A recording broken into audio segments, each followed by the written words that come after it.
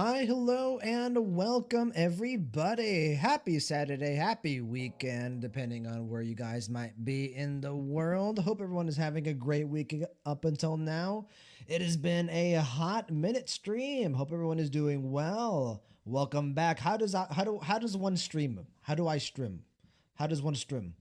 It has been just a little over a week since we last streamed, so it has definitely felt a bit longer than that, though. 3.0 ZZZ was fantastic last time you guys saw me, but when I tell you guys I needed a break from the absolute scorching grind that we had on the Triple Z, I needed a break, man. I was like, I'm gonna take at least 3 days, and then 3 days turned into 4 days, and then 4 days turned into 5 days, and then now we're looking at a little over a week. But we're back because even though the ZZZ grind is done, the Honkai Style Rail craze hype for 4.4 has just begun, and so we are going to be pivoting over from Zenless Zone Zero to Honkai Style Rail with our first trailer for 4.4, which is coming out pretty damn early compared to a lot of the other trailer, like first version trailers that we've gotten for a new patch. So we're about 2 weeks away from 4.4, if I remember correctly. I'm not quite sure if that's entirely correct or not.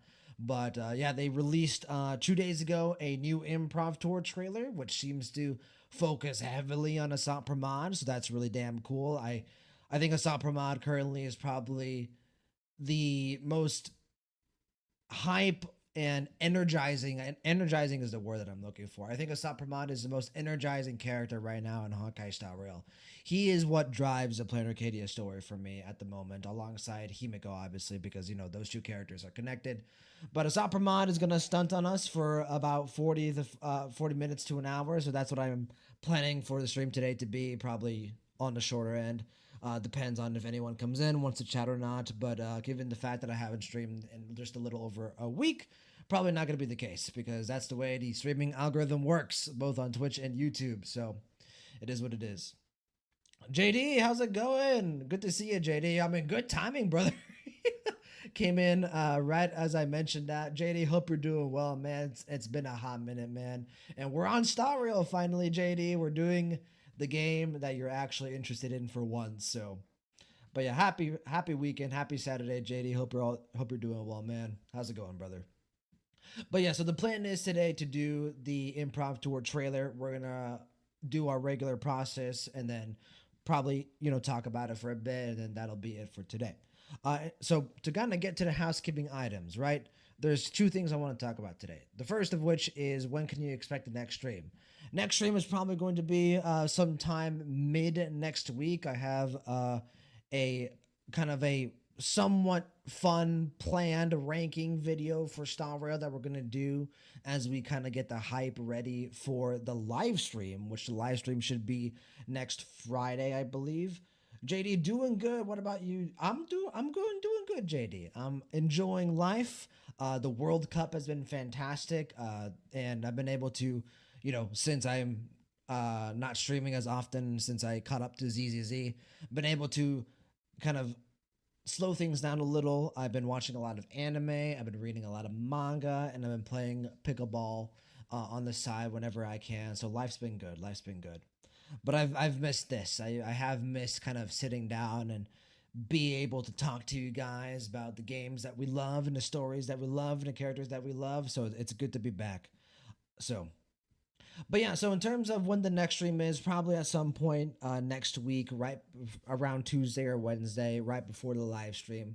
That is the plan. Did you know that manga means sleeve in Spanish? Manga. Oh yeah, you're right. I actually never I never thought about that. That is true. Well, I my Spanish is definitely very rusty, but I think I know enough to where I can single out specific words. So, but yeah, como manga, like huh. I don't think there's any like significant connection behind that, but because I obviously manga being a Japanese word, I wonder what the kanji exactly means, but yeah, that is true, absolutely true. One of the one funny like kind of Spanish Japanese connection that happened the other day for me me and my family have started watching 86, one of my favorite animes of all time. And so we started watching 86 on Friday, which is the day that I go over to my parents' house. Me, my brother, and my parents, we watch a show together, typically after we have dinner together. And we were watching 86. And for those of you who have watched 86, you know that an important character in the show in season one, his name is Rei, Rei, which is a somewhat decently popular Japanese name. It's not the most popular Japanese name, but it's around, right? If you've watched anime for a decent amount of time, you know that Rei is like a name that you'll see every so often. And my parents, who are not, well versed in watching anime, they're like, "What's the guy's name again? What's his name?" And I was like, "His name is Ray." And they were like, "Ray?" And I was like, "Yeah, Ray." And then like the way I kind of like got them to remember it was I told them Rey as in like king in Spanish, because in Spanish, Rey, Rey, not the way you would spell the actual Japanese character name, but Rey, Rey means king. It means like, a king in Spanish. So that's how I described it to them, and they eventually remembered. So I guess it worked. So, but yeah, quick little tangent there. Go watch 86. Anyone who hasn't seen 86, it is absolutely fantastic. Highly recommend 86. One of my favorite anime of all time. Might be my favorite anime of all time. So, um, but yeah, so we're gonna be doing kind of like a fun ranking stream at some point this upcoming week for Honkai Star Rail, and then the live stream is this upcoming Friday if everything goes as planned, which we will also do that as well. And I actually am planning to react to this live stream the day of live, probably on Friday. So it's gonna be a bit of a harsh wake up time for me, but that's perfectly fine. Sage Rip still at work. Hey Sage, it's all good, brother. You gotta do what you gotta do, man. You gotta do what you gotta do. But glad you were able to come in for even just a little bit just to say hi, Sage. It's been a hot minute, Sage. So good to see you, brother. Hope all has been well with you. And we are transitioning over from ZZZ back to Star Rail because we are fully caught up with ZZZ, unfortunately, now. So JD, you have Mexican heritage, right? We have different words over here. Yes, yes, yeah. Our Spanish is not quite the same. My parents are born and raised in Mexico. I was born and raised here in the states, in Texas. So I'm not sure what you would call that. Latin, right? Hispanic, right? I'm not fully Mexican, but yes, I have Mexican heritage. So Spanish was my first language, and then because I live in the U.S., I also learned English at the same time, and then eventually eventually English took over as my primary language, and Spanish now is my secondary language. I wouldn't say I'm fully fluent in Spanish. I would say I have professional competency in Spanish, which basically means I know enough Spanish to where I would be comfortable speaking and writing in a professional career setting, but I'm not fluent. I don't think I am. So, like when me and my family pay a visit to Mexico to go visit our extended family, there are certain, conversations and words that I will struggle with at times. So, not fully fluent, but I'm close enough. So, but yeah. But yeah, JD, Sage, good to see you guys. So that's basically what the channel is looking at, for the foreseeable future. It's basically just Star Rail 4.4, and once the 4.4 trailers start to release, obviously we'll react to those as well.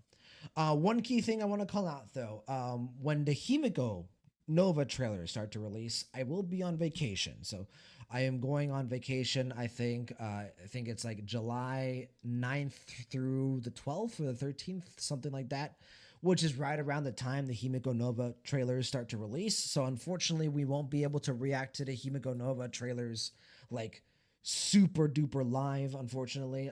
So we're gonna have to kind of bundle those together and do like one big Himiko Nova trailer reaction stream when I come back, and then I will thankfully be back here in my office chair in the saddle by the time that the 4.4 patch drops. So we'll be able to summon for Himiko Nova and also do the 4.4 story on time. But unfortunately, the trailers that come out before the release of 4.4, that's going to be a bit delayed. JD, Mexican people is very good at spicy things. I can't deal with spicy food. Ooh, I wouldn't say I love spicy food. I definitely don't hate it, but I do have a relatively decent spice tolerance. And very recently, I've started to like seek out meals like whenever I go to restaurants that do have a little bit of spice in them. Like historically, I would just eat spice whenever it was presented to me, or like whenever it was like that's the thing I was eating. Like if I was eating wings, right? That's like obviously spicy. But like now, whenever I go to like a restaurant, like sometimes I will ask like do you have a spice level or something? So what's going on, Viet? What's up, man? What's going on, brother? Happy weekend. Good to see you on YouTube, Viet. Doing well. Hope all is good with you as well. We've got a good Honkai Star Rail stream here today. So we're going to get to the trailer reaction here shortly. The second housekeeping item for today, before we kind of talk about the trailers, is setup upgrades. So as you guys know, I recently was trying to kind of like make sure that we didn't have any technical issues, no scuff streams going forward. I was able to pinpoint a little bit of the source that has since been implemented into my setup. So hopefully going forward, fingers crossed, knock on wood, right? The whole shebang. We have no more scuff. If we do have scuff at that point, that's probably like a deeper hardware issue that I can't really take care of. So just, it is what it is. But I haven't experienced scuff in a while, so fingers crossed. So those are the two things I wanted to mention for today. So yeah, we're gonna go ahead and jump into the trailer reactions here shortly. For those of you who are new here or watching the VOD for the first time, the way we do trailer reactions on the channel for Star Rail is as follows. So we will react to the trailer raw, completely blind, no pauses, no breaks for the first time through. So like that'll just be my raw reaction. I'll be freaking out. I'll probably be screaming. I'll be theorizing and just emotionally overwhelmed, right? We'll then, stop the reaction once it's finished. We'll talk about it a bit. I'll kind of calm down. My adrenaline will slow down. And then we will watch the trailer again. So that'll be the second watch through. And on the second watch through, again, it will be no pauses, no breaks. But this time my emotions are a bit calmer and I can kind of analyze the trailer a bit more deeply. And I can kind of like gain a little bit more insight based on that, second watch through. Again, once the trailer ends, we'll pause, we'll talk about it a bit more, theorize a bit more, and then we're gonna go through the trailer a third time where we pause. We kind of go not necessarily frame by frame, but we analyze, we hyperfixate, the whole thing. So that is the way we do trailer reactions on the channel. So it'll be 3 different reactions. Viet, you can collab with George or sometime, like 2 big HSR lore guys. Hey, brother, listen. I would love to do collabs in the future with other content creators, other streamers of, Star Rail or ZZZ or any future game that we do on the channel. But at this moment in time, I am not big enough. Nor do I necessarily think I'm even close to being big enough to do like worthwhile collaborations to where I can provide, some additional insight, some additional value to someone else's channel. So at the moment, it's probably just going to be me. We do have a friend of the channel. His name is Goldie. He is also a fellow streamer and he is of similar, size as I am. We've talked about doing collabs together, him and I. That would probably be just the only thing for the foreseeable future. Vietnam, yeah, just a thought, not a big one either. Just wanted to bring that out. Well, I'll check him out after the stream, and if I like what I see, maybe I'll reach out and we can establish a relationship, a connection, right? And who knows if the friendship and connection evolves to a point that where we can do collabs in the future would be cool. So always down to meet new people in the Star Rail and Zenla Zone Zero space and have a good chat, enjoy our passions, be able to exchange our ideas and excitement for our different characters and the story and stuff like that. So, but yeah. All right, let's go ahead and jump into the reaction. The name of the collab would be Gouldy. Actually, what we've thought about doing, JD, is so my name is Gulio, and My friend's name is Goldie Stars. He goes by Goldie, but his full Twitch name is Goldie Stars. We thought about doing like a Hoyoverse podcast, like a podcast that would just talk about different topics on ZZZ, HSR, and Genshin. Because he's gonna start playing Genshin soon. I try my best to keep up with Genshin. Also, for those of you who play Genshin, the Sarita reveal, pretty fucking cool, huh? Pretty fucking cool. We'll probably talk about that more another day. But yeah, the Sarita looks awesome, man. I also Anastasia. Ooh, what a name! What a name, bro. Yeah, JD, Genshin Twitter was popping off that day. That was fun. That was a good time. And I do think at one point we will do Genshin content on the channel. Absolutely. But I think it's going to be delayed a bit more than what I initially thought. So, but there was something else I was going to mention. I completely got sidetracked. Bro, that's what I do, man. I get sidetracked and it is what it is. There's a character named Odette, and I love her. I did see the rest of the cast. I think the rest of the cast looks pretty cool. One thing that I did kind of see was that with the rest of the cast that they announced for Genshin, was that there wasn't really necessarily like that big of like a variety and color palette for the character designs. Like I felt like I was, for the most part, we were looking at the same color palette. Let me search up Odette really quick, JD, just to like kind of like refresh my mind. I'm not saying that's necessarily a bad thing, by the way, just to make sure. Oh, it's this character. Yeah, she's pretty cute. Hold on, hold on, hold on. We can go. We can use our star rail overlay. Yeah, she's cute. I like her. I like her. I always like characters that are like designed to be like, you know, pure and innocent and kind of like this kind of vibe. So Odette is the princess of the Swan Lake, the White Swan. Ooh, a character based off a like the White Swan. That's actually pretty cool. Viet, how do you like the picture for that new improv trailer? Not spoilery at all.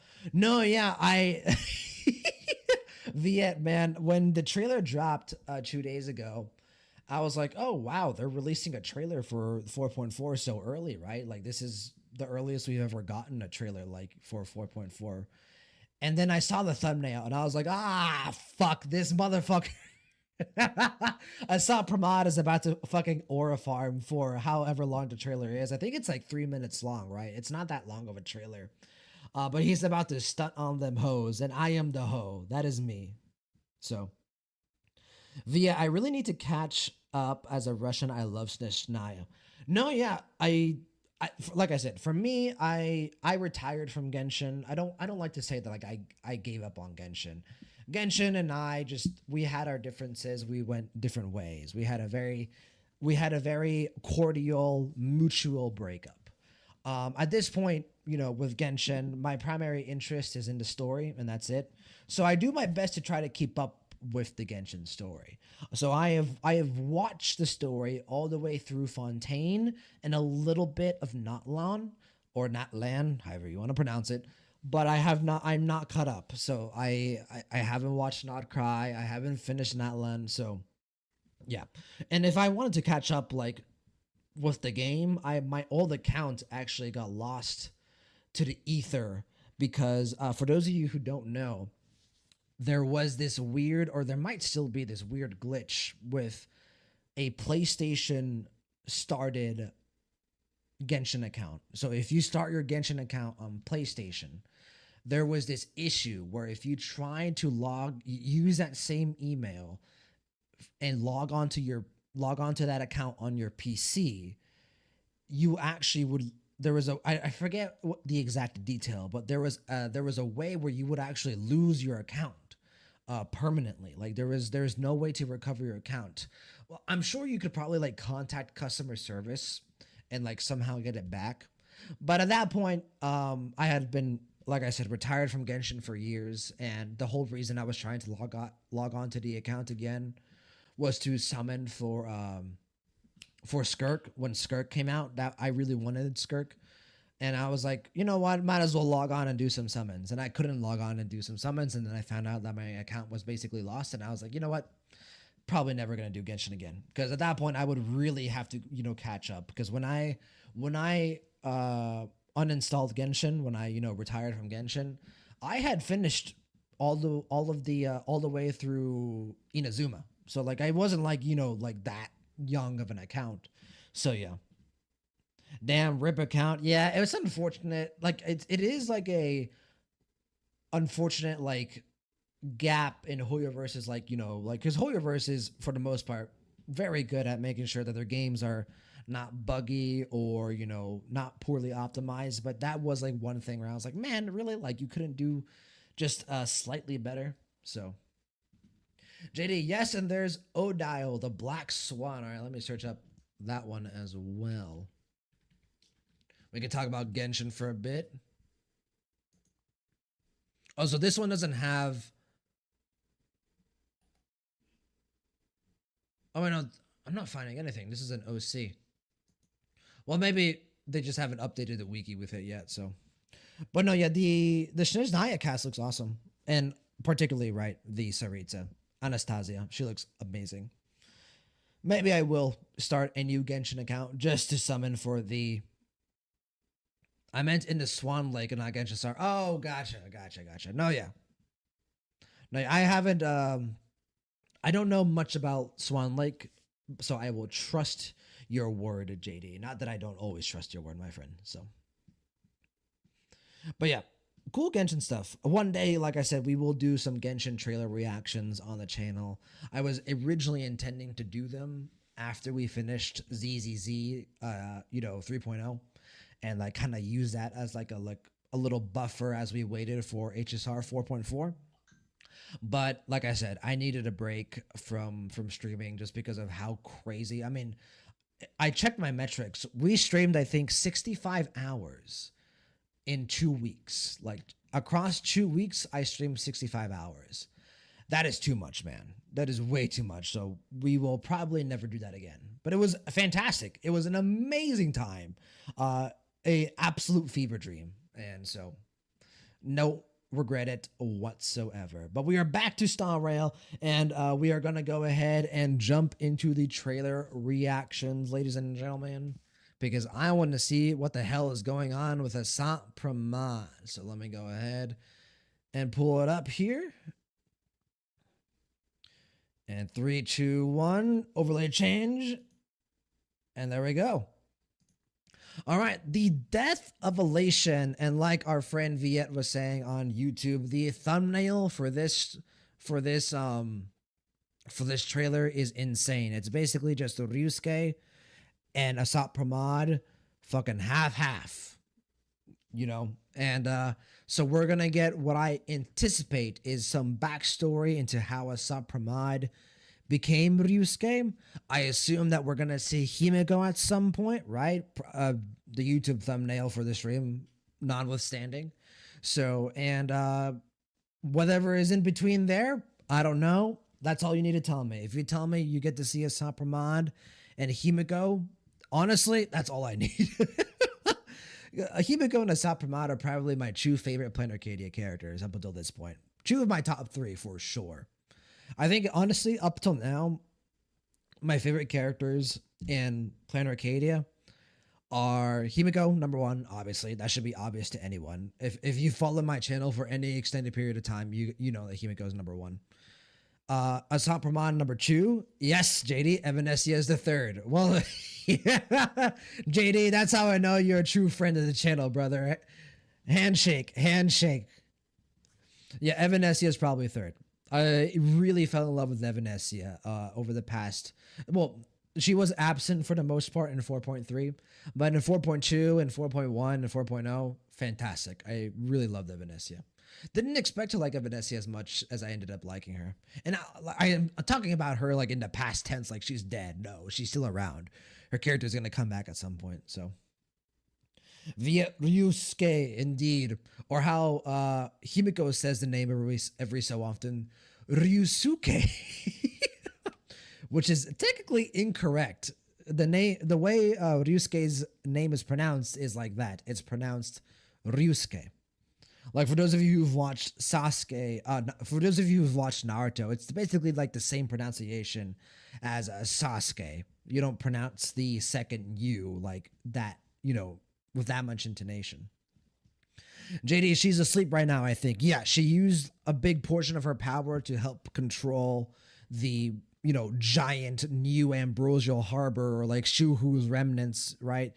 At the end of 4.2 and contain it inside Blade alongside Sunday's help, right? And then because she used her power, she had to kind of take a break. She had to like hibernate for a bit. So Hurrahs at random. What would you say Asat is a better villain than Lygus? So let's get into this. Let's get into this a little bit, right? When I say Asat Pramad is a better villain than Lygus, at this point in time, yes, but the question is very particular. You use the word villain. I do think Asat Pramad is a better villain than Lygus at this point in time. Asat Pramad is intimidating. He is cruel. He is destructive. He is erratic. He is charismatic. He is a super villain. Like, this is something that I talked about in a previous stream of mine. Have you guys ever watched Megamind? You guys, if for those of you who have watched Megamind, you guys know that scene where he shows up and he's like, you know what's the difference between a villain and a supervillain? Supervillains have presentation. That's Asat Pramad. He's got like that villain, supervillain presentation to him. When I say, however, Asat Pramad is a better antagonist than Lygus, not yet. To be determined. TBD. I still think Lygus as an antagonist was more compelling. He had a lot more going for him. He's got more screen time, obviously, but he's got specific themes and ideals around his character that do make him a bit more compelling for me. Still, I do think Asat Pramad could surpass Lygus as an antagonist overall. With more screen time, but he needs more screen time. So, but yeah, appreciate the question, random. Yet Asat Pramad feels more personal. Daiso I think Asat Pramad has the potential to surpass Lygus, and like you said, a big reason for that is because yes, his kind of threat to us, the player, is through the Astral Express. His attacks seem more personalized towards Himiko, towards the Astral Express. And so I do think there is a more opportunity for Asat Pramad to deal some pain, to deal some damage that is going to hurt a bit more than what Lygus did. Because what Lygus attacked, obviously, was Amphorius, not necessarily the Astral Express. So, yeah. Like I said, to be determined. JD, it's like Lygus had reasons to do what he did. Asat Pramad just loved to cause suffering for the sake of it. Yeah, for the most part. Obviously, there's been some hints, not like fantastic hints, but there's been some hints that Asat Pramad potentially could be not like fully evil or like fully cruel. Like the biggest thing, right, is the fact that like he would brag to the rest of the Lord Ravagers and like the little text group chat that they've got about Himiko. Like he would brag about like a proud father. But I have a feeling it's him being a proud father in a very sick and twisted, made up way. So I'm leaning more towards the side that Asat Pramad is like just a very cruel character that just does enjoy suffering and destruction. But who knows? Maybe this trailer will give me more insight into his character, right? So. JD, look at my daughter. She's adorable. Yeah, look at my not real daughter that I, manipulate her entire life and, set her up for, a very, roller coaster of a future. Also took away her real father as well. Random, he feels like the most emotional of the Ravagers. Up until this point, yes. 1000% I agree. Because really, we don't have a lot of competition, right? Fentilia, up until this point, has been, for the most part, disappointing. Like, I've talked about my opinion on the Cianjo story in 1.x. I don't think it's that fantastic. And a big reason for that is I don't think they handled Fantilia's introduction all that well, or really just necessarily her role as an antagonist all that well in that story arc. But she's since then, gotten a bit more to her character, and they're doing I think, whatever they can to kind of build her up again as the Lord Ravager. Anyway, I digress. Fantilia is definitely not, in that competition. Iron Tomb is completely emotionless. Iron Tomb has no emotion, so you can knock him out. And really, the only two other Lord Ravagers that we have any semblance of exposure to are Zephyro and Selenova, because they were a part of the Mirror at Celestia trailer that introduced them all. Zephyro seems, I think, very Zephyro strikes me as the character that is I'm about strength, right? Like he's like a fighter. He likes to seek out opposing rivals of strength, but he doesn't necessarily seem like that emotional. And Selenova seems like more, again, I wouldn't say emotionless, but like even keel, calm, cool, collected. So Asat Pramad is like, yo, let me fucking step in and just wreck shit and taunt people. And so yeah, absolutely, he does feel like the most. The word I use for Asat Pramad is, I think, erratic. Would you guys agree? He's an erratic character, which I love. I love characters that show up and just cause chaos. He's unpredictable. You can't really kind of see where his character is going at any point in time. So Viet, Selenova playable when? I hope so. Selenova's design is awesome.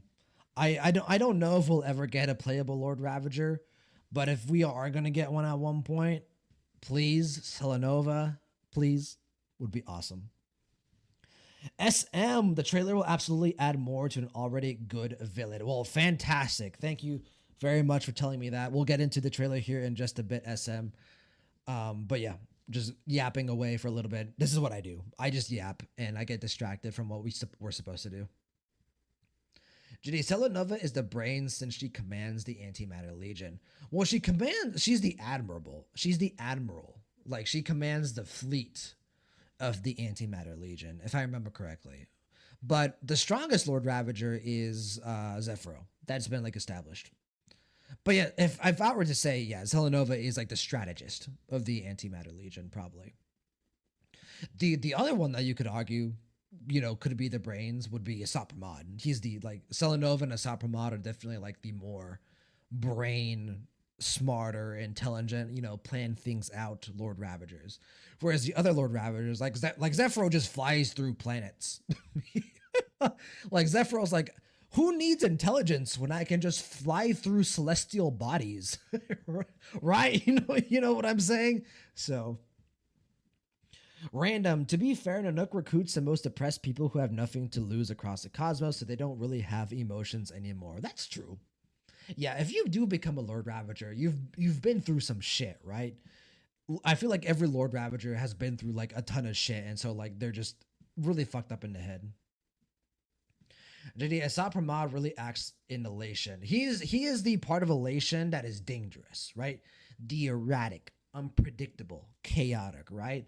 Because Elation isn't just all, fun. It's fun and games are unpredictable. That's why they're games. They're entertaining, but they're also, they can be a roller coaster, right? That's all we'll say. So, but yeah, super interesting character. And as our friend SM said on YouTube, this trailer is going to give us more insight into what we can expect from his character going forward, right?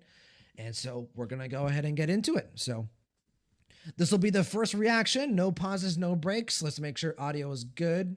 Yep. 25% is usually where I like it at. We're on HD. Closed captions are on. So this is Death of Elation trailer. Reacting in 3, 2, 1.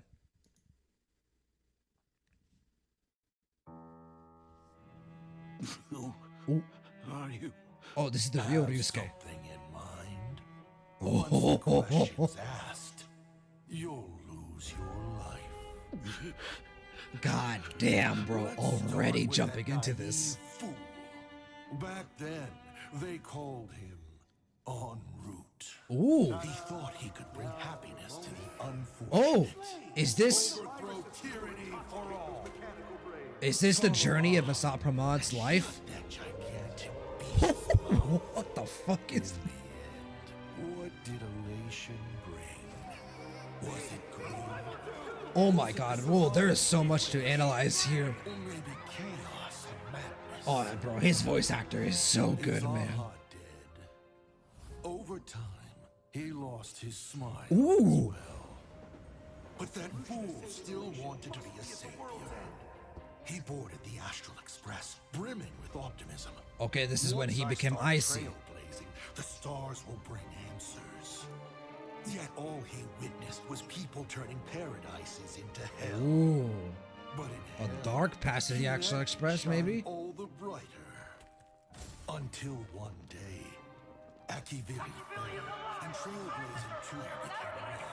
What should we do? Punish the traitors and defend those on the same Oh. path. As the navigator, he started a game for the brave. He's like, In the endless night, only pain could choose. he's like almost like manipulating events? May you light the way for the express. Falcon mention? Akivili was wrong. The cosmos didn't need a horizon or a paradise. Destruction. And my next stop didn't lie here. At the world's end. Oh no, he's not manipulating things. He's Adlevin's flames. he's illuminate experiencing all sorts of stars. different paths, like trying to find Show me your dick. trying to find what suits him best. With my hands, I shall This OST, dude. God damn.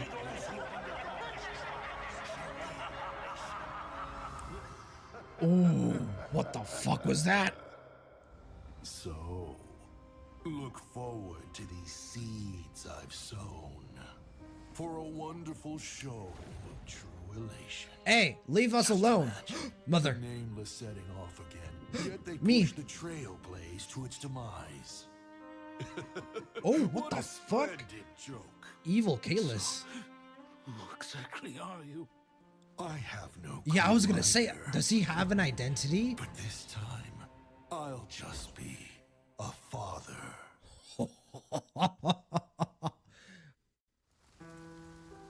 Here we go. Dad still isn't here.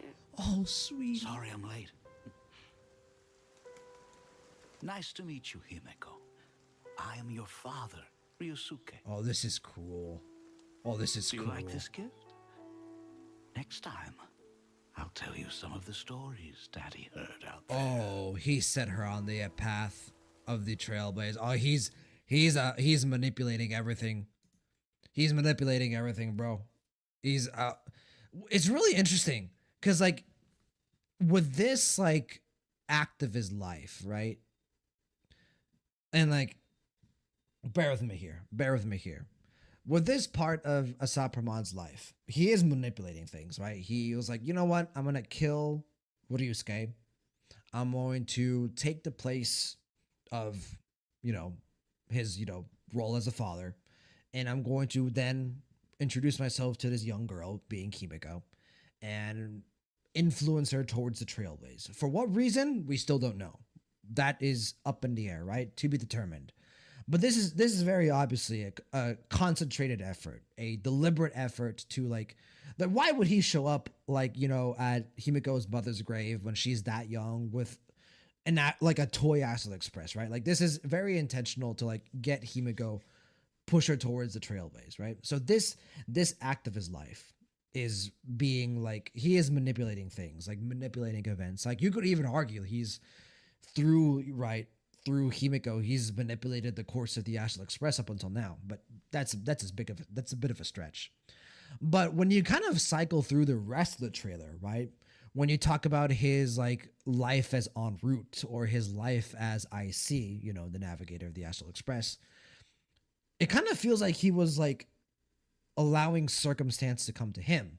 Now, we don't know if during his life as en route and during his life as IC, if he was trying to manipulate things the way he is now. Maybe he was trying to push things forward in a way to kind of best suit his goals or his objectives, his agenda. But to me, it strikes me as Asat Pramad is lost. Like what he tells Ryusuke asks him, "Who are you?" And he's like, "I don't really know." And he says it with like grandeur, and he says it with like a lot of like gusto.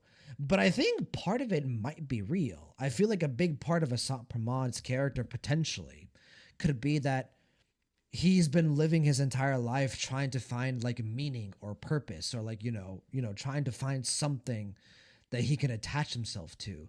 The Elation, right? His like role as a fool, as a pathfinder of the Elation, it didn't work for him. His role as IC, right, as the navigator of the Astral Express, that didn't work for him either. And now he's like on the path of the destruction as a Lord Ravager. Like, we'll see if this works for him, right? And he's probably been a Lord Ravager for some point in time, but it does kind of feel like he's like stumbling through life, which is interesting, right? Because if he does allow like life circumstances to like come and go, why is he being so intentional now? Why is he manipulating things now, right? As a Lord Ravager that is specifically aimed towards the Elation. So that is what it's interesting to me. Like there's like these like true like there's like these two phases of Asat Pramad's life, in my opinion.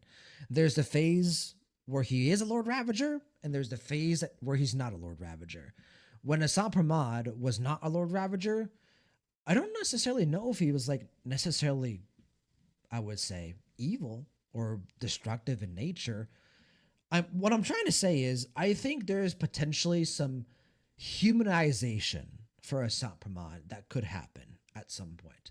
Now, will it like redeem him? No. I think the direction that they're going with his character is like a mortal being who lost hope, in the Pathstrider system of the universe and found solace within the destruction. Like someone like that could have been a positive impact on the universe, unfortunately became this, erratic, unpredictable force of destruction. And we'll see if that ends up being true. So let me catch up with you guys really quick. Bella, good to see you, Bella. I feel like it's been a while, Bella. How you doing? Welcome back in. Maybe he wants Himiko to become a destructive force with the Trailblazers, like what he did with Graphia.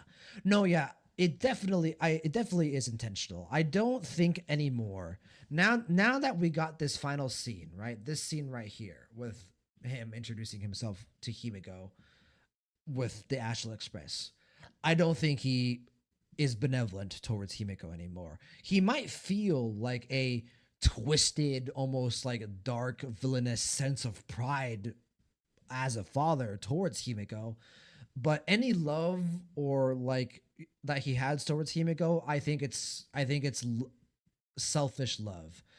I don't think there's any parental love here. I don't think there's any like room for like, actual like, care and consideration.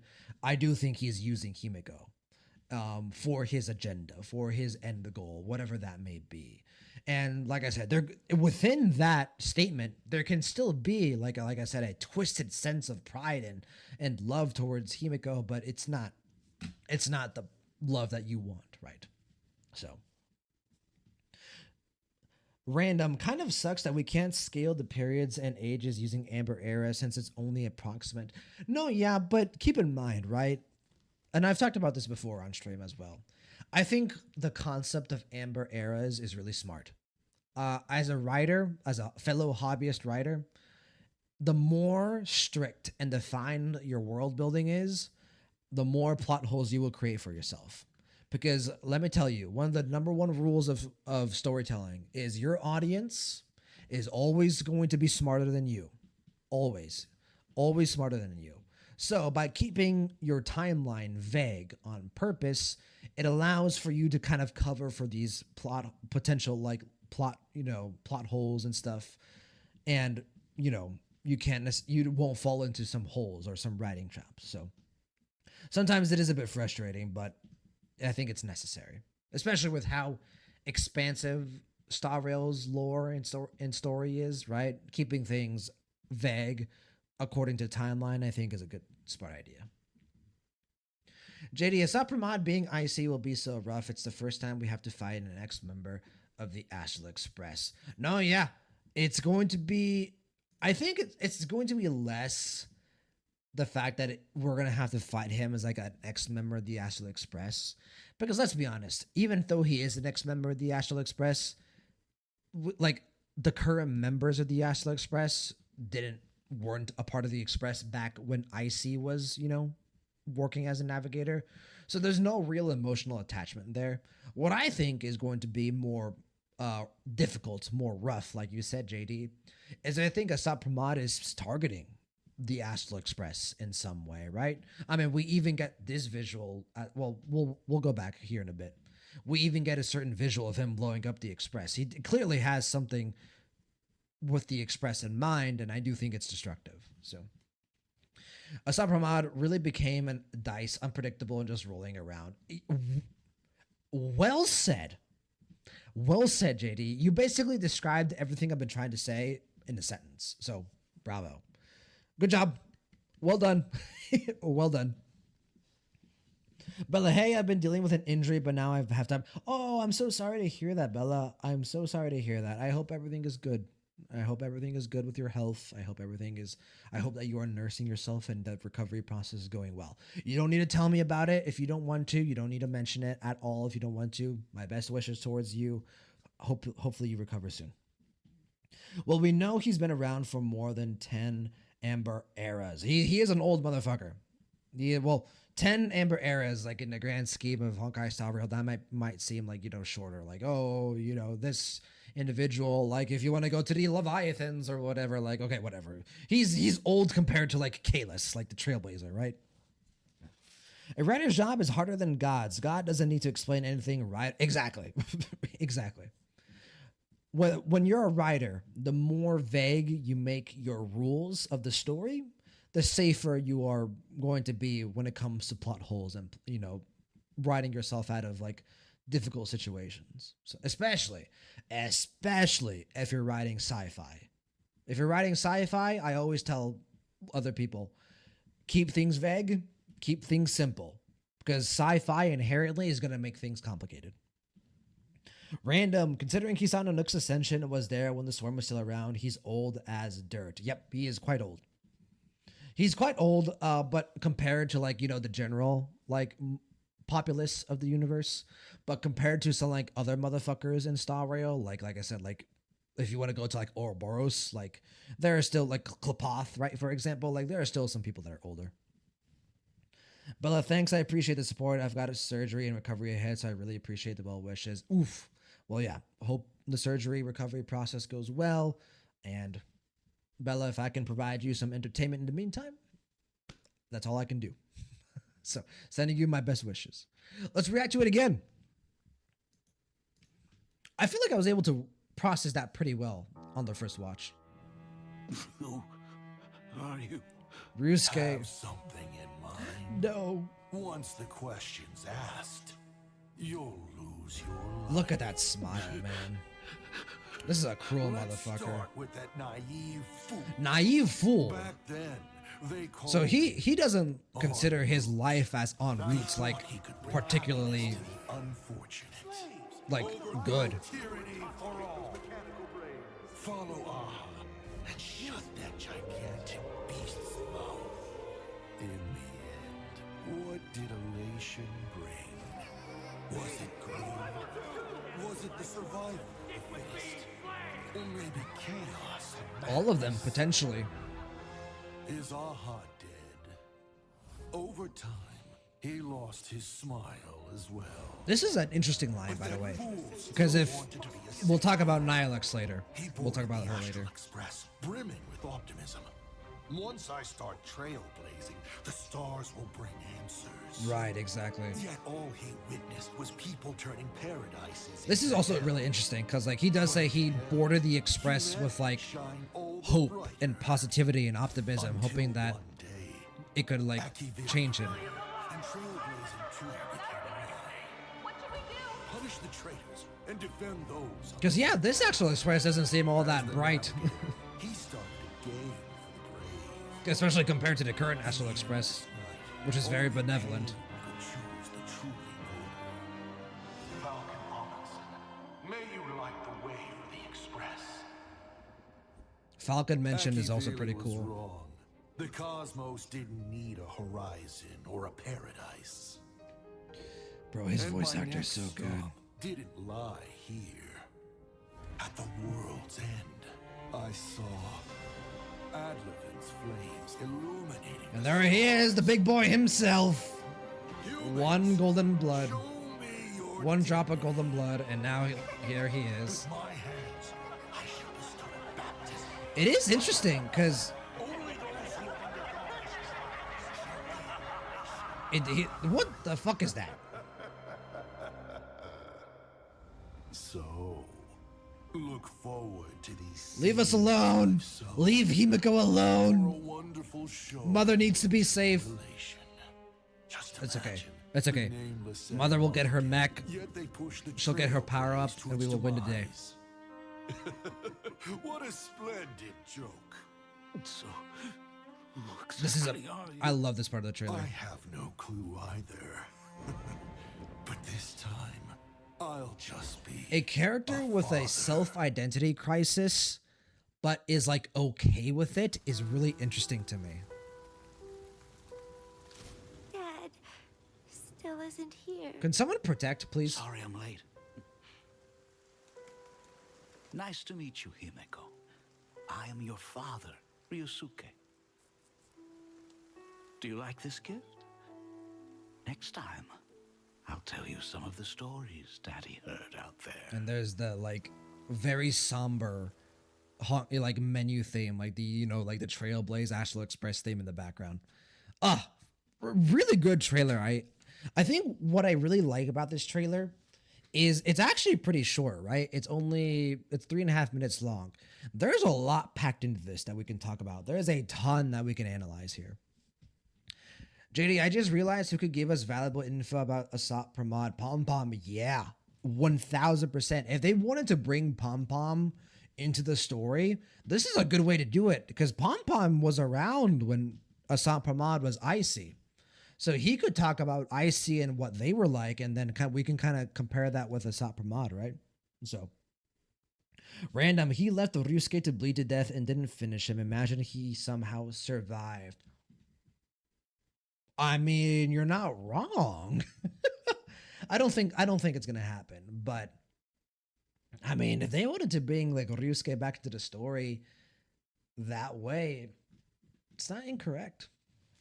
And knowing how unpredictable Asat Pramad is, wouldn't put it past him to do something like that. Bella, someone on a Discord noticed that Ryusuke was killed just before meeting Himiko outside. Oh yeah, 1000%. That is, yeah, I noticed that as well. Like, Ryusuke was about to meet his daughter and probably, step into the role of a loving father, now that, his wife was, passed away, and his life was about to change. Himiko's life was about to change, and Asat Pramad steps in and just tears it all away. It's cruel. It absolutely is cruel. He's a cruel motherfucker.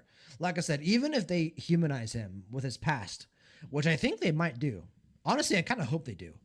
I would love to get like a Lord Ravager that I can empathize with. Like, because up until now, like I said, Fentilia, mediocre. Iron Tomb, awesome, but he's not human. He's not relatable, right? And the rest of the Lord Ravagers, also, for the most part, unrelatable. This motherfucker could be the first Lord Ravager that I can get like a real backstory with. So I hope we get more Asat Pramad. Random, that thing looks like an Elation coated Doomsday Beast with the pose. No, yeah, okay, so fantastic trailer. Let's go through it and analyze what we can. So yeah, what Random was talking about is, I believe, right here. No, right over here.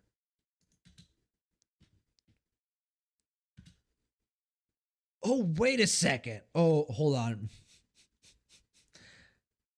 I don't know what this is, but I know where I've seen this from. I recognize this thing now. Okay.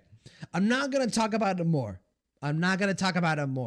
But now that I'm looking at it like with like detail, okay, there I like it did seem familiar to me. At first, I thought it was like it might be like Iron Tomb or like Himiko's mech or something. Obviously, like some mech like figure. No, I know what this is now.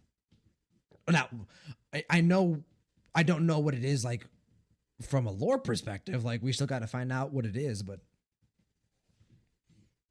yeah, random. I won't say it out loud. Random, but yes, yes. For those of you who've watched, let's say, a certain character's leaked animations, you'll know what this is. So, Bella, I'm really starting to think that Asat's lack of identity is a clue to him being a mask of Aha. That would be kind of fucking cool. I wouldn't mind that. Okay, let's talk about one of the most important lines in this entire trailer. Because Bella, I think you're kind of going there. Asat Pramad talks about Aha being dead, and over time he lost his smile. This is something that we've wondered for, since 4.0 with Aha, right? Is Aha going to move away from their path? Like, is Aha potentially going to shy away from the Elation? Is that how Asat Pramad plans to kill Aha? Because we know that there's, certain only real 3 ways to kill an Eon, right? Number 1, an Eon versus Eon war. Like, an Eon can kill another Eon because, right, they're on the same playing field. Number 2, what happened with Enna and Jipe, right? One Eon assimilating another into their path. And a third way to kill an Eon is for an Eon to basically let go of their path. Because an Eon cannot exist if they ever go on a different path. So if one day, let's say, like for example, Nanook was like, you know what? I'm cool. I don't want to destroy anymore. Nanook's dead. He's gone. He doesn't exist anymore. So this line here is very important because if Aha is starting to like move away from the Elation, that is putting his life at risk. So that could be a way Asat Pramad is trying to destroy Aha. But where this gets super interesting is, right, who do we all think is Aha in the story, right? Most of us are theorizing this. It's almost certainly going to be true, right? Who is the character that we all think is going to be Aha in the story? It's pretty obvious, right? Nihilux. We all think Nihilux is going to be Aha. It's leading up to that. I would be surprised at this point if it didn't happen, right?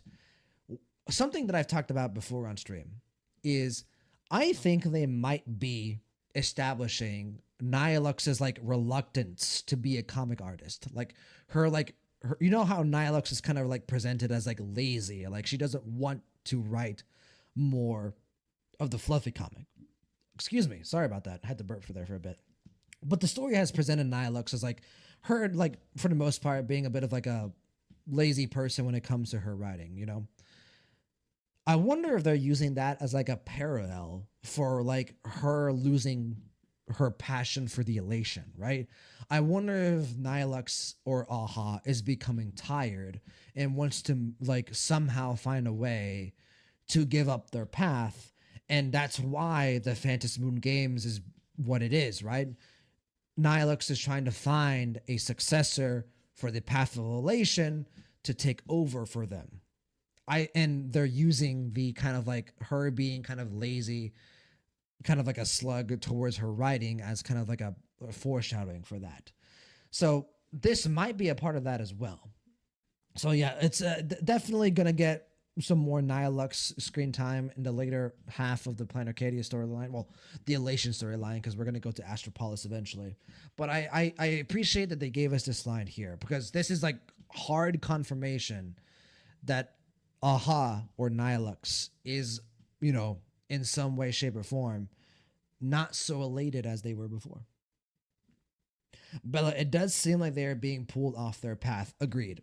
And I wonder how much of that is their own choice, like Aha's choice, and how much of it is this motherfucker's influence, right? Like how much of it is external influence, someone trying to destroy Aha, and how much of it is their own choice. Random. Imagine is his end is him winning the Fantasy Moon Games and becoming Aha, becoming the very thing he sought to destroy. A Lord Ravager becoming the Eon he wants to destroy would be elating as well. Honestly, if you're gonna have that happen, if you're gonna have a Lord Ravager ascend to becoming the Eon of the path they're meant to destroy, it would be this one, right? It would be Elation, right? If they were to do it with any path, it's this one because of just batshit crazy that would be. So I don't think it's gonna happen. I will say that. I don't think it's gonna happen, but I do think it's interesting.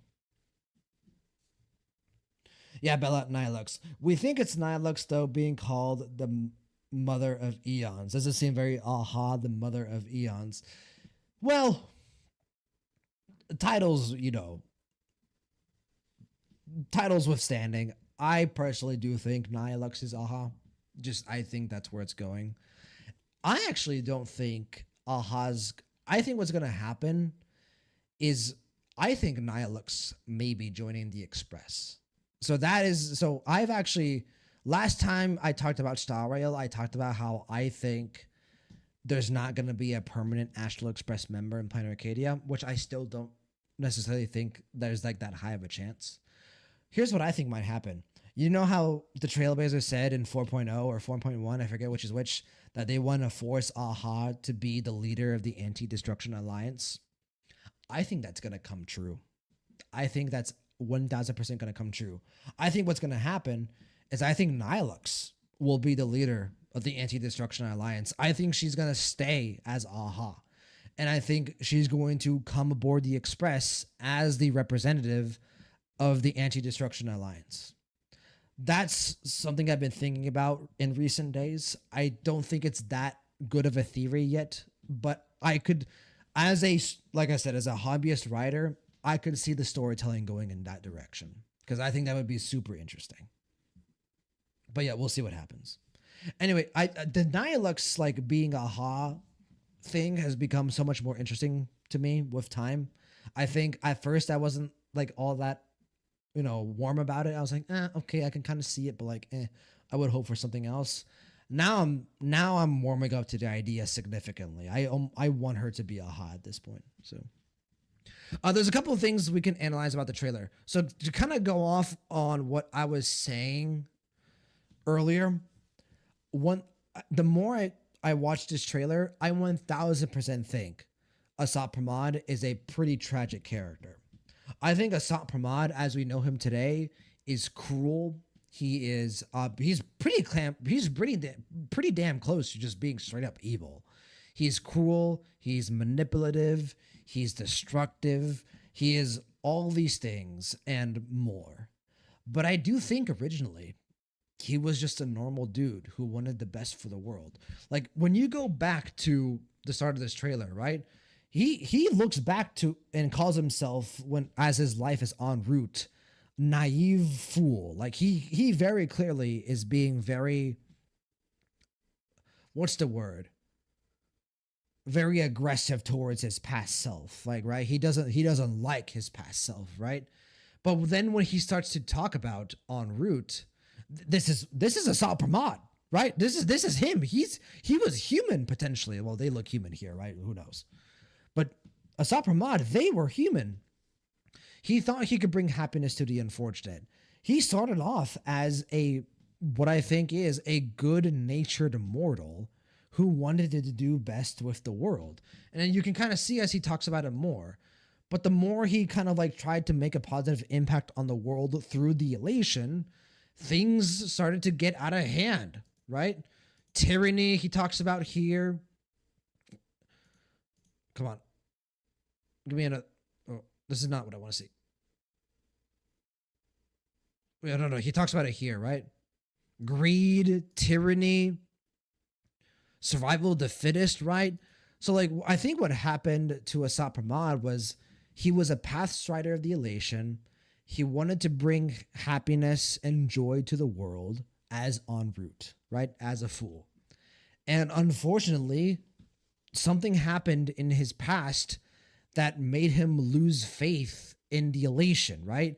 Like his work as en route led to destruction and chaos and madness and tragedy and just overall a very negative result. And so what happened was he said, I need to move away from this path, right? If I want to make a positive impact on the world, let me try something else. Let me try the Trailblaze, right? He boards the Astral Express. He's hopeful. He's optimistic. He's positive, right? He thinks, okay, the Trailblaze, right? Historically, they are renowned to be benevolent people, but well, we know that his time as IC wasn't necessarily all that positive, right? This Express seems to be a lot less benevolent than the Express that we've seen before, right?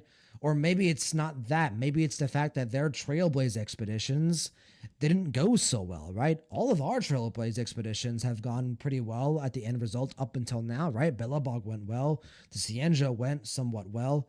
Penacony ended somewhat well. Amphorius, tough to get a happy ending with Amphorius, but we won. We beat Iron Tomb, right? What if Asat Pramad's Trailblaze expeditions as IC didn't go well, right? What if they ended in tragedy, right?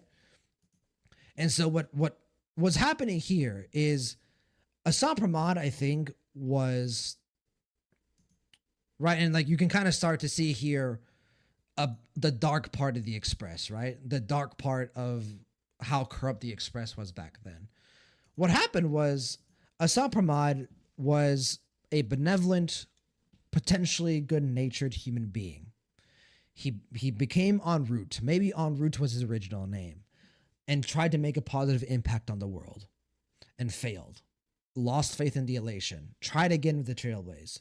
Failed again. Lost faith in the Trailblaze, and he had nowhere to go. He was jaded. He was losing hope, right?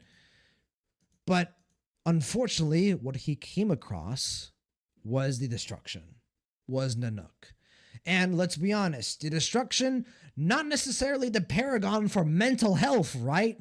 Not necessarily a good path for those of good-natured people.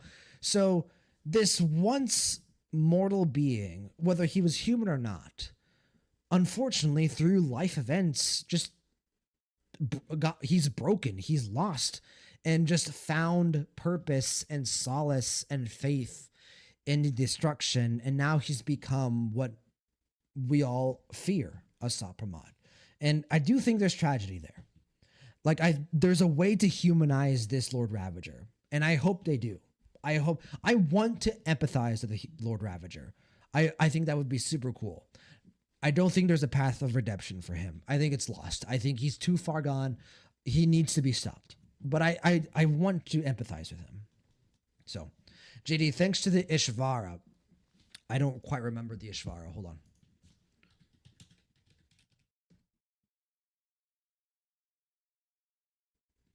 I'm gonna, you know what, JD? I'm gonna look into this after stream. I gotta look into this. So, let me catch up with you guys here really quick. Catch up on YouTube. Bella, Philosopher of Poison. Exact. Philosopher's Poison. Yes, 1000%. Random, do you think Asat will give us our first L at a 4.4, considering Astropolis will be the second half, so it would make sense if we retreat there to take him down at the end of 4.x like Iron Tomb and 3.7? I don't know if I would call it like a complete loss, but yes, I don't think 4.4 is going to end with like victory. Like it's not going to be like, 3.7, right? Where we defeat Iron Tomb and the day is won. I do think it's going to be like maybe a draw. Like each side has to step away, and the final battle will be later down the line. We're definitely not defeating Asat Pramad. I'll tell you that. If we defeat Asat Pramad in 4.4, I will criticize that decision. I think that is a bad story writing decision. Random. This crew saw Akavili in front of their eyes. That's what probably shattered them, making this crew look bad. They saw him fall. That 1000%, right? 1000%. If they saw Akavili fall, then they start fighting over the legacy. Like, who's going to take over the Astral Express? Who's going to represent the Trailblaze, right? The best. That is a selfish desire. That can lead to corruption, bad thoughts. So, JD, Ishvara is how Yagwan calls us, a variable. Oh, yeah, that's right. That is correct. It's all up to us, the Trailblazer, the protagonist. But I think the Paradise to Hell line is just that the planets became more realistic. The planets. Which planets in particular? But I agree with them losing hope due to seeing the Eon die. Ishvar was the title Yao gave us. Right? Yeah, I forgot. It's like I said, it's been a while. It's been a while. My mind has been so hyper fixated on Zenless Zone Zero that I need to brush up on my Honkai Star Rail lore. My bad, guys. My bad. My bad. Random. I doubt they would kill him just after animating his backstory. There's a reason for sure. Yeah. Yeah. 1000%. JD, by the way, what do you think of my message above Leo? Which message? The Ishvara? Like us, the variable that Yaguang mentions potentially like being obstacle in Asat Pramad's plans? I think it's gonna be related to the fact that the Trailblazer seemingly so far in the story. Okay, resend it, go ahead. I might have missed it, JD. Or maybe I no, I did reply. I did respond. I want them to. I think one of the best ways to, like, if you wanted to humanize or like bring up Asat Pramad's backstory is through Pom Pom, right? Have Himiko or like have someone go to Pom Pom and be like, hey, we're dealing with Asat Pramad. Supposedly, he was IC in the past. What can you tell us about IC? How was this individual back then, right? Because that could potentially lead to some really interesting storytelling, decisions and storytelling results. Sage, you're free, my friend. Sage, you made it in time for some discussion. We're probably going to go for another like 15 minutes or so. We finished reacting to the trailers. So we're in the discussion part. Did not hear you replay, my bad. No, you're good, JD. You're good. You're good, my boy. You're good, my boy. But welcome, Sage. What do you think, Sage? Give me your thoughts on the trailer, because I love this trailer. I think this trailer is awesome. Like this trailer stimulates my writer's brain. You know what I'm saying? Like, it's less that I'm like hyper analyzing this trailer, and I'm also not really like theory like crafting here. It's more or less like I'm seeing what they use this trailer, in my opinion, to open up the door massively for some amazing storytelling with Asat Pramad. Yeah, my writer senses are tingling. You guys know how like Spider-Man gets his little sixth sense, as like his little tingle. Like right now, like I'm seeing the Hoyoverse writers. Like, they're using this trailer as a setup to take Asat Pramad in whatever direction they want. They set up his character to be so flexible, so versatile.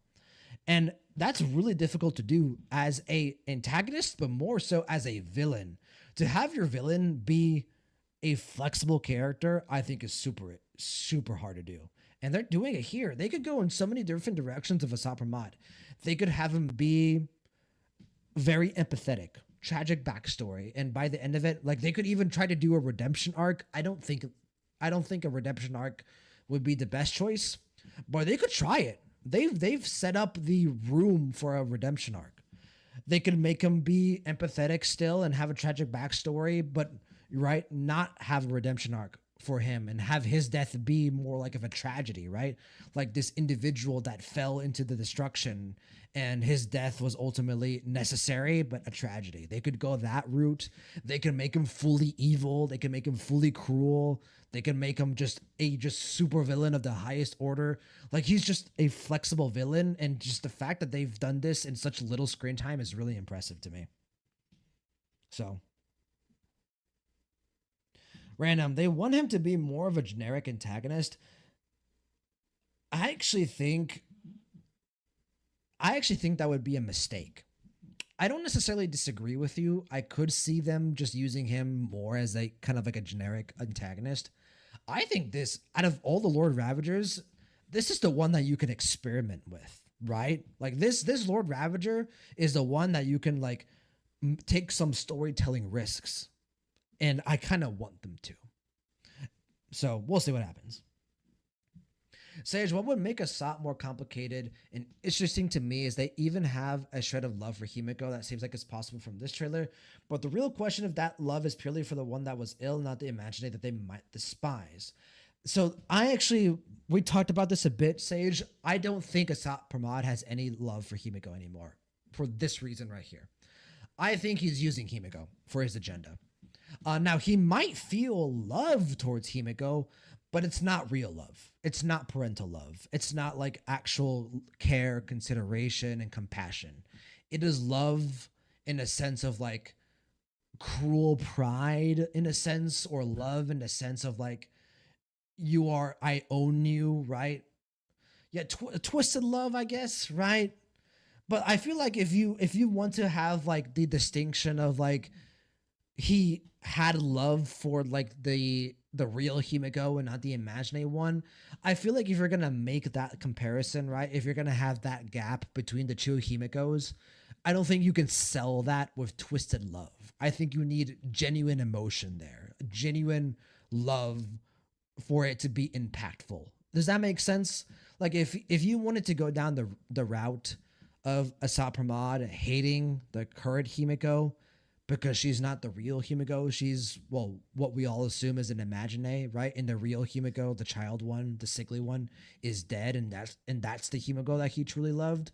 If you want to go down that route, I think you need more than just twisted love. I think you need genuine parental love or genuine just caring love. And I think with this single image right here, with the fact that he is very much manipulating Himiko, he set her on the path of Trailblaze for a reason. I think that chance for that is gone. So, Sage, I don't really agree with it since this trailer sets up their origins the most. Yeah. There's a lot of things. So I'm trying to kind of expand on that comment. This trailer sets up a ton of things for Asat Pramad, but it doesn't set them up all at once. They've set up different paths for the direction that Asat Pramad's character can go, right? Like, okay, we can take this character wherever we want for the most part. And what they're going to do is they're going to let the story come to them. All right, where do we feel Asat Pramad's role will be most impactful? Like, so I think that's what this trailer's purpose is. And also some lore, right? Bella, so the places that the Express went stopped being false paradises and became more realistic. Oh, okay. Gotcha. I saw how to experience Elation's paradises and saw them fall. It's agreed. And so you're saying the Trailblaze is like him trying to create a paradise, or trying to like make a positive whatever his original goal was as a human, as a mortal, as en route or whatever you want to call him. Through the Elation, those were like unrealistic. And so maybe he still had some hope that he boarded the Express, but then those expeditions that were more realistic, right? Those are what truly broke him. I could see that. But meanwhile, the Express, as far as we've done, has revealed the truth of paradises and shown the reality. That's true as well. Random Zephyro could be the second Ravager with the deepest backstory, considering he rebels against Annihility, means he could relate to Akron and would have a similar past. The Lord Ravagers that are going to have the most like interesting, deepest, and compelling backstories are going to be Asat Pramad, Silanova, and Zephyro. Why, you may ask? Because they are the most human. From a design perspective, right? Well, I guess you could throw Fantilia in there as well, because Fantilia does kind of have like a humanesque design. But I think to like make up the ground that they lost with Fantilia is going to be really difficult.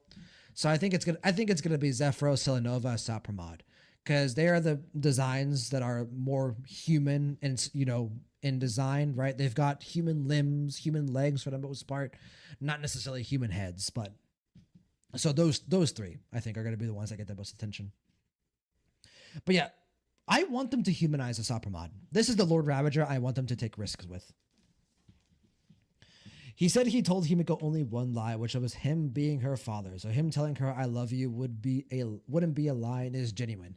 Yes, but the thing is, probably that love is twisted. It is not real parental love. It is love of like ownership and like manipulation. It is a very twisted love. So, but like he might think his idea of a love might not be healthy given his actions and his definitions for things. That would be interesting. We do know that Asat Pramad has a sense of self-awareness, right? One interesting thing about this character is that he clearly knows that he's lost. He clearly feels like he has no identity, but it does kind of seem like he's accepted it. He's like, I have no idea. Whatever. Moving on. Let me go manipulate this child, right? Let me just be a father this time. Like, that's another thing that's super interesting. God, this character is awesome, isn't he? Asat Pramad is great, bro. Oh, what a good job they're doing with him so far. JD, I think Asat Pramad is obsessed with Himiko. I can hear him saying, I will never let you go. That's a good one, bro. For those of you who don't know, it's those are the main lyrics from the Honkai Impact the Third insert song that played during the original Honkai Impact the Third's Himiko's animated short. So it might seem more likely that he wants to understand how an Imagine has survived without their original host.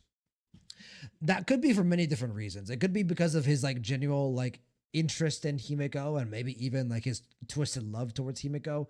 It could be because he needs that knowledge for his agenda, right? So, to be determined.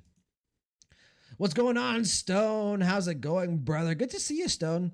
Hey, Stone, I saw that you were streaming earlier today. My bad, brother. I was too tired to hop in, brother. But I hope you had a good stream. Hope you had a good stream, brother.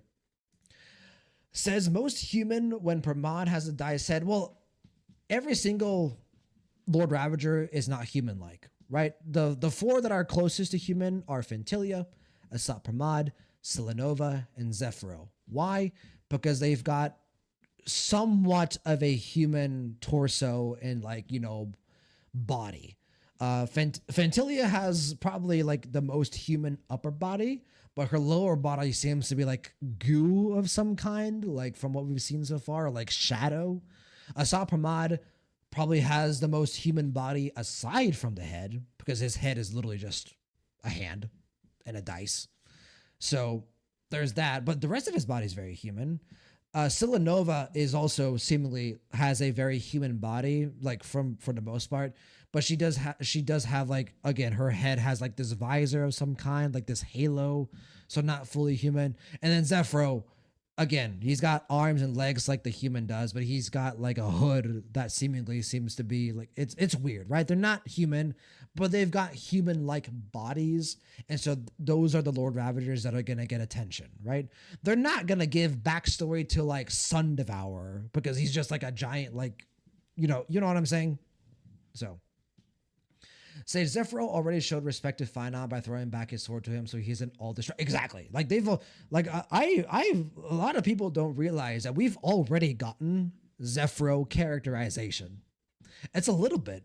It's not much characterization, but we do have a sense of what Zephyro is like. He is going to be a warrior, a fighter. Someone that enjoys battle and, you know, has respect for those that engage in battle. So we also know he's very destructive because he just straight up flies through planets. So,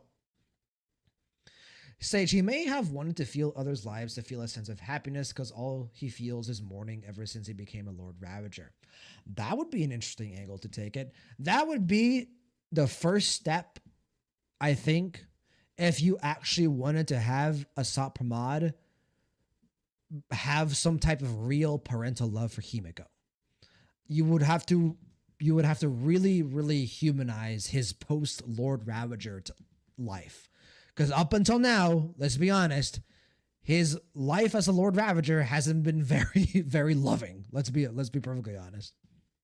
So it's fine. I actually wanted to ask you, do you think we'll see either Zephyro or Selenova in 5.x? Selenova. Zephyro being the strongest, I think he's for last. I think he's for last. Because I think 5.x I think is going to be focused on Selenova, and then I think 6.x is going to be Zephyro, and I think 6.x is probably going to be Nihility. Well, who knows what 5.x will be? We'll see. JD, Fantilia is originally a Heliobus. Yes, so that's why, like I said, shadow. So like ghost like, shadow like body. So let me catch up with YouTube here really quick. Random, Fantilia probably isn't deep since we know she was just a special Heliobi. They are all also self-destructive. Yes, all of the Lord Ravagers are very self-destructive. And the Heliobi as well. If you either one, Heliobi or Lord Ravagers, they're all self-destructive. So I just think here's what I think happened with Fantilia, right?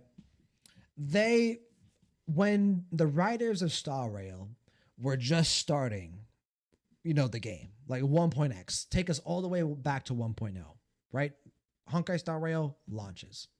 I don't think they had an idea of how large the scope of their story was going to be, right? They had lore, they had an idea of where the story was heading, but they didn't understand how just large and all-encompassing the story of Honkai Star Rail was going to be. So when they had the Sienjo storyline, they're like, hey, let's just bring in a Lord Ravager, right, as the antagonist, without really understanding in the larger scheme of things that Lord Ravagers were going to be pivotal to the overall Star Rail story. So I think what basically happened with Fantilia was they just used a Lord Ravager too early, right? They introduced a Lord Ravager before understanding how impactful a Lord Ravager should be. Because compare the setup that Fantilia had in 1.x to Iron Tomb in 3.x, right? And with Iron Tomb, they understood, okay, this is a Lord Ravager. We have to go all out. We have to make sure that this character's impact is felt. And I think if they were to do Fantilia today, like if they were to introduce her character today, they would do a much better job, I think. So, but yeah, I just think they dropped the ball of Fantilia, so I think they're just gonna abandon her character for the most part. Random, the dice hit is probably because of the curio IC had. This dice seemed to have a lot of meaning to him in the trailer. There is definitely some semblance of some like past connection of his lives as en route and IC in Asat Pramad still. I just think they're very minuscule. I think like whatever feelings he had as en route and IC are being heavily suppressed by his destructive nature as Asat Pramad. Would it make sense for his Ravager form to have this special dice as a main part? Oh yeah, 1000%. Random, they probably wanted the Ravagers to just be Harbingers 2.0 and not make them cosmic level threats. Yeah, like I said, I don't think they understood the fact that the Lord Ravagers were going to have to be, they didn't have to be, but they were going to be ultimately these large scale antagonists that were going to leave meteor-sized impacts on the story, right? So, Sage, to be honest, they could show a scene of Asat protecting Himiko if Ouroboros becomes a real threat during this arc or next arc. If they want to go down the parental love route, it depends on the presentation of it. Yes, if they wanted to, they could like show Asat protecting Himiko. But like, what if Asat Pramad is protecting Himiko because he needs her for his agenda? Right? It depends on the presentation of a scene like that, but they could do that for sure. So I think 5.x is an Nihility because Akron is rumored to get an SP in 5.x. I did hear that she was rumored to get an SP in 5.x. We'll see. If I were a writer, I would save Nihility till the very end. I would do Selenova, 5.x, and then a different path. Who knows what that path would be, right? Whatever. And then 6.x, which would be Zephyro, that's Nihility. I think Nihility should be the last like path that gets focused before the big war, right? Before the end game of Star Rail, right? So it just makes sense as Akron is an emanator of Nihility. I know. But Akron being the emanator of Nihility, she came out during the Harmony, right? The Harmony planet, so they could do that as well. And also it's just rumored, right? Leaks are just, there's a chance we don't get Akron SP in 5.x. Like, still can't fully put our eggs in that basket. So, Sage, I really want to see what he'll do with Asheville since I see raised him for the most part. I think it's kind of crazy how much little attention Asheville is getting, man. That character is crazy. La Mancha, he knows Blade, well, Ying Xing from back then. He fucking dealt with Shuho. He's got like the power of like veracity in him. Like, do we understand how important Ashevale is in the grand scheme of the Honkai Star Rail storyline? And they just kind of released him like just out of like, here we go. He's just this random character that's going to be super important just out of nowhere. So, Sage, Buku implied we can meet more Nihility Emanators. Ashevale probably did shit to Ouroboros Lamau. Well, Ashevale probably did shit to a certain extent to Ouroboros because Ouroboros is an Eon, so there's nothing he can do. He interacted with Ouroboros. That would be probably the better way to say it. Random, considering he would have killed her if not for the mech showing at the end of 4.3. He probably doesn't give a damn about Himiko anymore and just wants to execute his plan already. Maybe yes or no. It could also be just like, oh, I know you have this mech and I want to draw this mech out of you.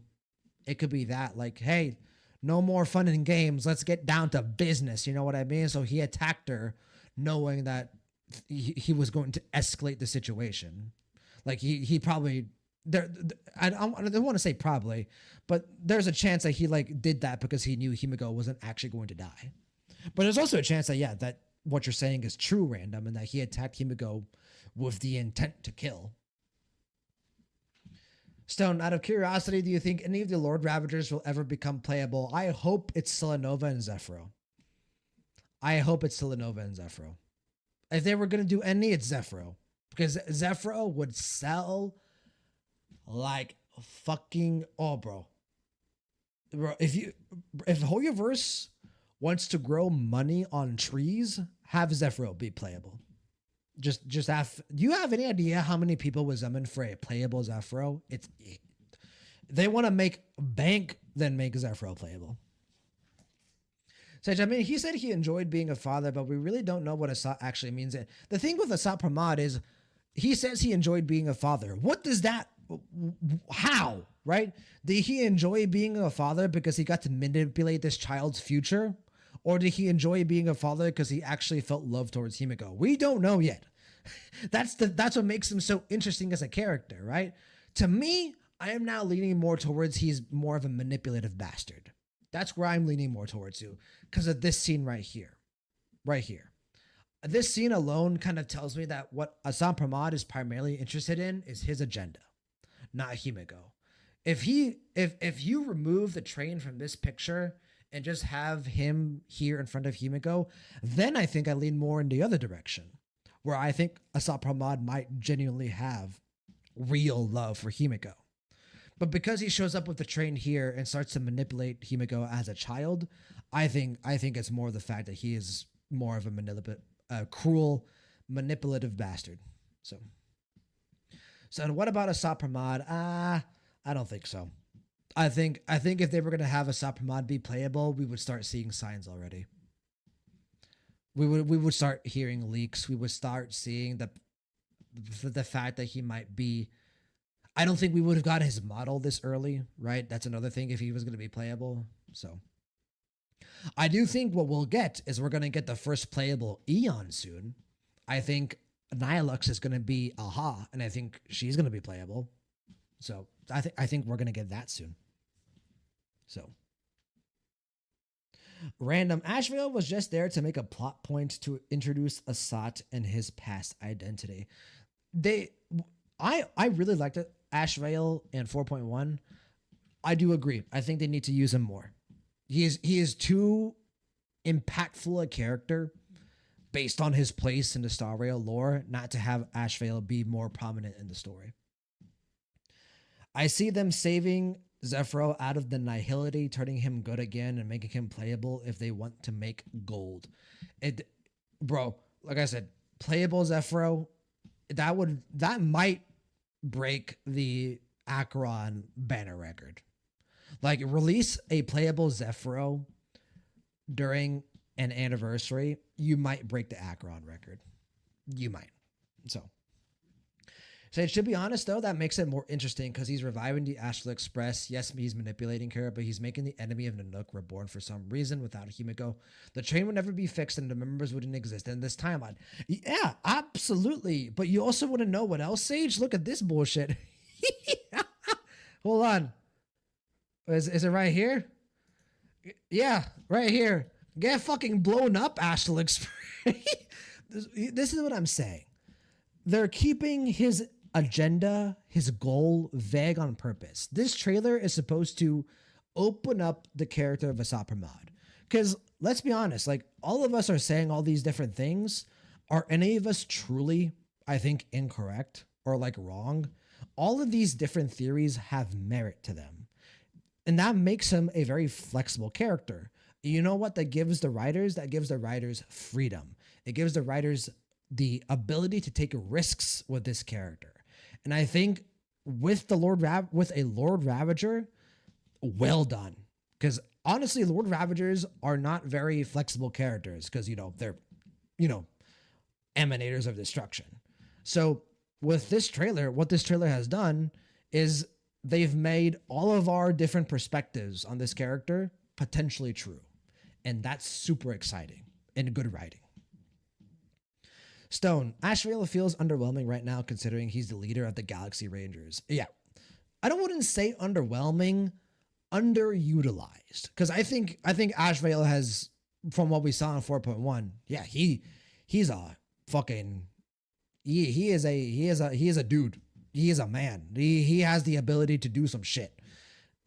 I want to see him doing some shit. So that makes sense. Stone, I want Asat Pramad to die for what he did to Himiko. Here's the direction I would take Asat Pramad's character. If I were a writer in Hoyoverse and I was given, if Shaoji were to come to me and say, "Hey, Gulio, I'm giving you the charge of the rest of the Planet Arcadia storyline. You gotta conclude Asat Pramad's character. What do you do?"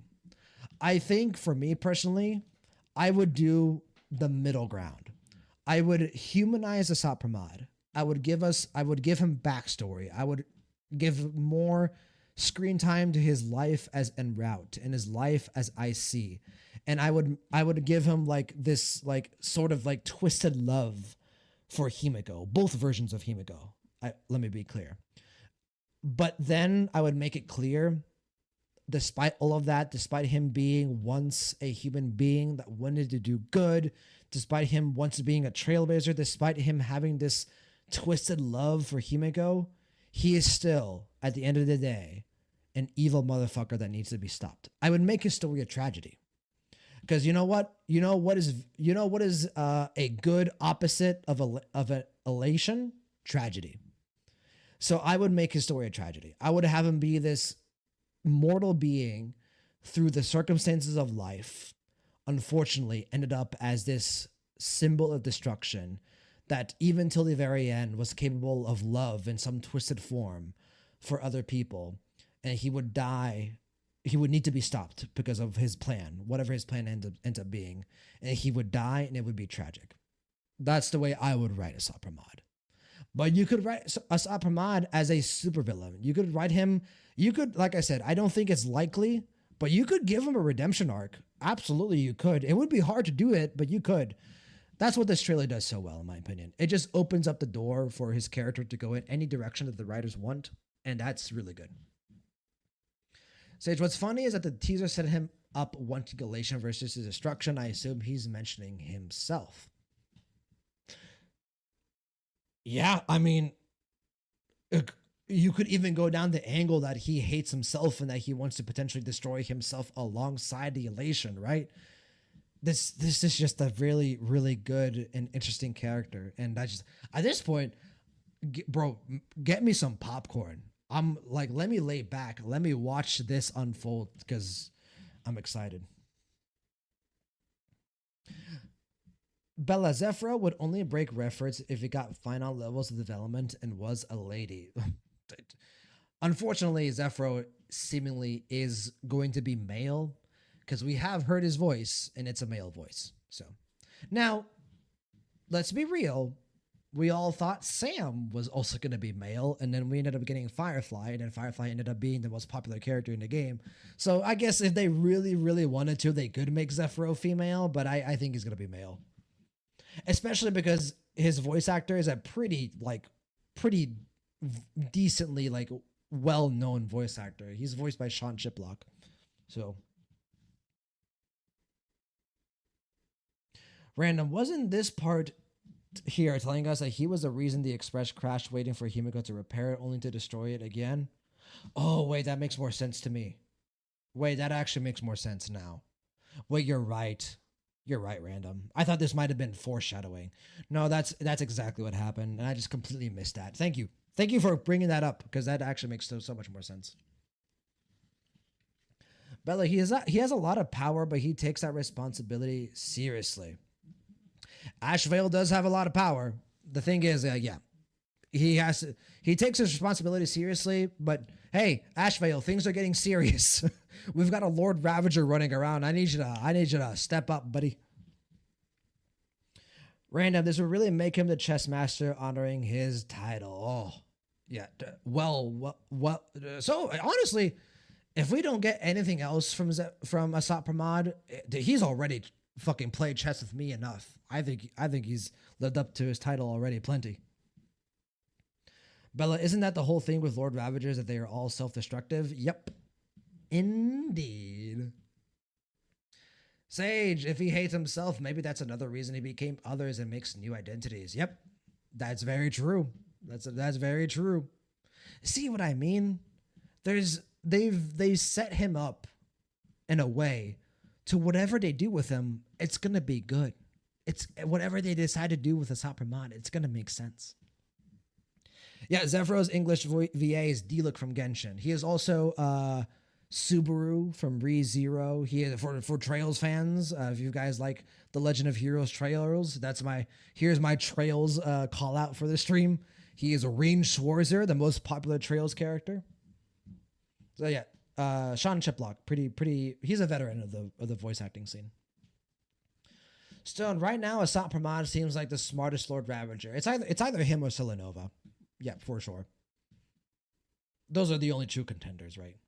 Silanova being like the commander of the Antimatter Legion fleet, and Asat Pramad being like the chess master. So also, they keep hiding Asat's real face. So if they ever reveal this Asat character is just an imaginary, the real one will be revealed later on, who's still human. Well, there's also the chance that this is his real face and that his once human identity that we saw right as en route. This shit. Hold on. There's always the chance that when he became a Lord Ravager, he lost his humanity, right? Like, so this could be him, right? That we could go all the way to Icy. This could be him. Then another big part of this is when he gazed upon Anouk, he seemingly had human eyes, right? What's going on, Corona? Good to see you, Corona. It's been a hot minute. How's it going? Happy Saturday. Happy weekend, everyone. Hope everyone's having a great weekend up until now. So, but yeah, when he gazed upon Anouk, he still had human-like eyes. So, but there's a chance that when he became a Lord Ravager, right? He became this now monstrous non-human being. So, random. Either way, Asat would win. Killing him would just free him from his suffering, and him winning would just be another win for him. Well said. Spoken like a true chess master, eh? Random. This child isn't en route. Can we see him getting mocked by other people on a screen at the end? When Asat talks about others having to suffer to gain elation. Oh, gotcha. That could be it. But he could still be referring to himself in like third person. So yeah, it could be him. It could not be him, I think. Sage, there's more to a Lord Ravager. They change into the destructive self. Yeah, absolutely. Because like, what if the reason Zephyro, Selenova, Asat Pramad, and not Fantilia, because we know she was a Heliobus. What if Selenova, Asat Pramad, and Zephyro all seemingly have, human-like bodies because they were once human, right? And then when they became Lord Ravagers, they became a different biological life form entirely.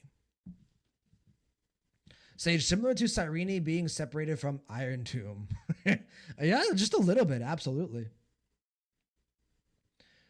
JD, I saw be like, I see you. Oh yeah, bro. He's got pretty eyes. He's got an well, hold on. Here, is it here? He's got nice, pretty purple eyes. He might be handsome. You never know. Can we get a Sat Pramad husbando like fan art, please? Can we start sipping for Asat Pramad? Do you guys think Asat Pramad is handsome? Let me know. Let me know. I'm kidding. I'm kidding, by the way. Corona, hi. It's been a while indeed. Wait, Zephyro's voiced by Sean Shiplock? No way. He is indeed. He is voiced by the good old great Sean Shiplock. No, JD, I got the pun. I got the pun. I decided to take another direction with the pun. So trust me, JD, coming from you, I know to expect the puns, and they're always very good. they're always great. So random, was Selenova really a human? I don't know a lot about harmonic strings, but aren't they just part of Jipe like the Dominicus Sunday used? I would say probably not, because like we know she was once connected to the harmony, right? So Zephyro and Asat Pramad could be the only two. Or Zephyro could be something else entirely. Who knows? Who knows? We're going to go ahead and stop here for today, guys, though. Let's go ahead and wrap up the discussion because I do have some dinner plans with the family and some family friends. So I got to get to those here in about 30 minutes to an hour. So we're going to go ahead and wrap it up here for today. All right. Thank you guys so much for coming in. Let me go down the list as always. Coney Cole, Corona, Sage, JD, Stone. Thanks for coming in, guys. And on YouTube, Random and Bella. We also had, for a brief moment there, SM and Viet come through the stream. If you guys are still around, thank you guys so much for coming in and watching the stream. It's been really fun getting back to Honkai Star Rail. It's going to be Honkai Star Rail for the foreseeable future, right? 4.4 hype is on the horizon, so we're going to be on the Star Rail train for a hot minute.